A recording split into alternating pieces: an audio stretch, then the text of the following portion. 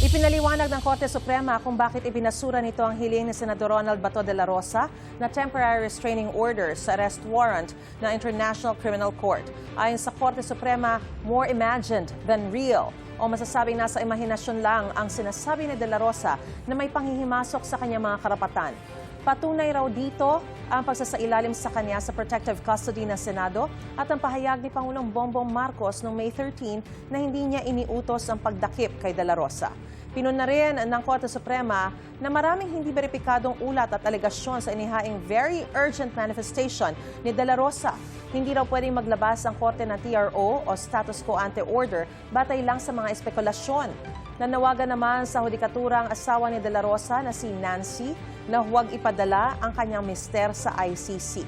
Kung isusuko ang senador sa ICC, tila pag-amin daw ito na mahina at hindi kaya ng mga korte sa bansa na litisin ang mga kaso rito.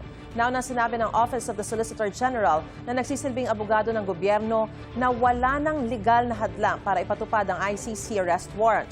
Sabi naman ng Korte Suprema, hindi pa kasama sa resolusyon ang pasya sa main petition for certiorari and prohibition na inihain ni de la Rosa, gayon din ni dating Pangulong Rodrigo Duterte.